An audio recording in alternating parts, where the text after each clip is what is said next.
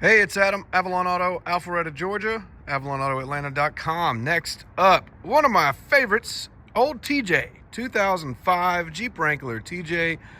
This one is super low mileage, only has like 72 or 78,000 miles on it. Tastefully modified. I actually really like the look of these gunmetal kind of 5-star wheels. Level 8 wheels, I believe. BF Goodrich KO2s. Near new around the outside on the ground, and then there's a BF Goodrich mud terrain as the spare, but also looks pretty new, not perfectly new, but very nice Jeep. We did do a new top on it. The old top was a best top that was basically torn at some of the corner seams around the rear. I've used these Smitty-built tops on probably a dozen different Jeeps over the years, and they're a solid option, fairly inexpensive, easy, and they work good. So we are waiting for some top bow straps. They are just completely MIA, which is pretty common at this age. They tear, the original rivets lose tension and they fall out. So I've got some new bow straps coming that'll just make putting it up and down a little easier. But very nice, tastefully modified. The BF Goodriches are basically a 32, I think a 255 75 17. This thing was pretty much all Southern owned, Georgia, South Carolina, North Carolina, so no rust at all. It's got a transfer case drop. I believe it's rough country suspension, I think. They don't have any branding on it, but based on the colors, I think that's what those are. Smitty-built XRC winch, synthetic line, nice headlights, just some basic pods, no name brands or anything, probably some Amazon specials. Headlights look good though, put out a good amount of light. This one does not appear to have been really wheeled, because it's got no mud stains. If it's wheeled in Georgia, you're gonna have red clay stains. This thing's got none, so it was just a solid little daily driver.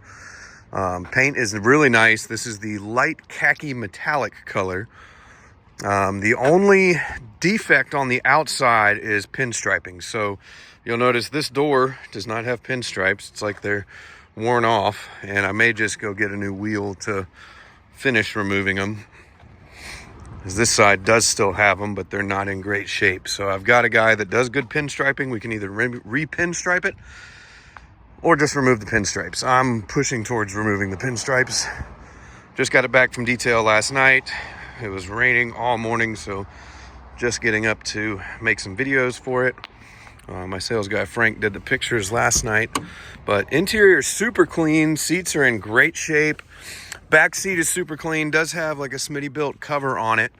I'd really like the full bed rug carpet on the inside of this, which makes it feel nice, but even the rear cargo area does have a little bazooka tube that does have a nice little bump in the trunk. Nothing crazy. Engine bay, everything's pretty much stock on this. And again, very clean. No oil leaks, nothing. So valve cover gasket looks nice and dry. Airbox underneath the hood, no staining of the red clay, no staining on any of the AC compressors or alternators or anything else. Intake manifold, all that shows me that this one was not abused in the Georgia mud. But very nice example of a TJ, and this is the 05 with a 6-speed manual. So the 6-speed manual was offered in 05 and 06. It has been known as a problematic transmission, but in the glove box of this, I found a receipt that this transmission was replaced about a year ago, and it is a brand new transmission. So you can see how clean and nice that is. So new transmission. I believe it's still got a warranty on it too. I can find that paperwork. It was in the glove box. The aftermarket head unit is also very nice. It does have Apple CarPlay. It's again probably an Amazon special head unit, but it works good. CarPlay works good. It is wireless CarPlay. I don't want to turn it on because it'll steal the Bluetooth connection from me.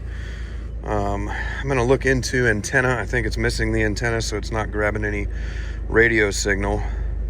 but does have Bluetooth music, all the different CarPlay options, EQ options.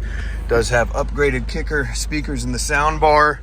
I haven't taken these covers off, but I can see through the gills that there is upgraded speakers in here as well. I believe also kicker. Switches for your front lights, reverse lights. 78,800 miles clean. See, so you have the little reverse pods, chase lights, and the little front pods. But very nice TJ, drives great, excellent mileage on it. See, so the little side markers are kind of a smoked color, which looks good. Same with those front turn signal markers.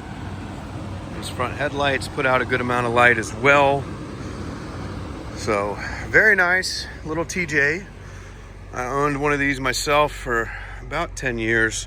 It was an older one, a 98 with the 5-speed. Personally, I would only get a TJ with a manual. The brake systems on these, the rear drum brakes, front discs, especially if you go up to like 35s or something, the manual lets you control the speed of the truck so much better than the automatics.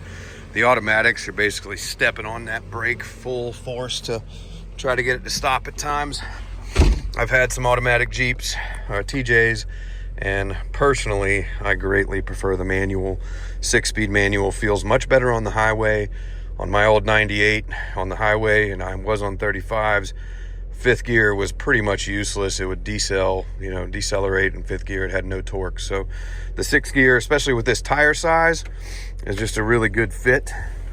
Again, the glove box did have a good amount of receipts in it from the previous shops, as well as the transmission receipt, which was cool to see. It does have the controller and everything for the winch and the center console. Again, brand new top.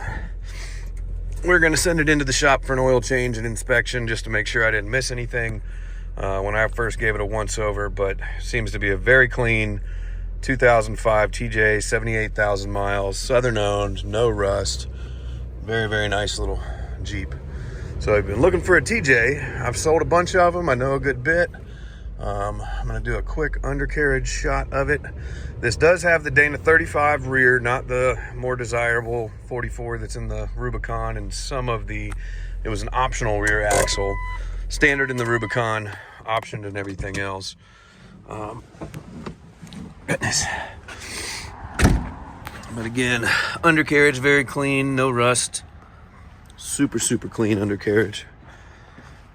And again, the Dana 35 rear, which my old 1998 was also a Dana 35 rear. I wheeled the shit out of that thing. 35s, never had an issue with it. You know, people say time will tell, but I personally don't have a problem at all with the Dana 35s. Unless you're wanting to go hop rocks and stuff, then maybe this ain't for you. But this is a very nice TJ, great daily driver, 6-speed manual, 2005. Adam with Avalon Auto, avalonautoatlanta.com. No dings, no dents. Super clean, very nice light khaki metallic color. Let us know if you have any questions.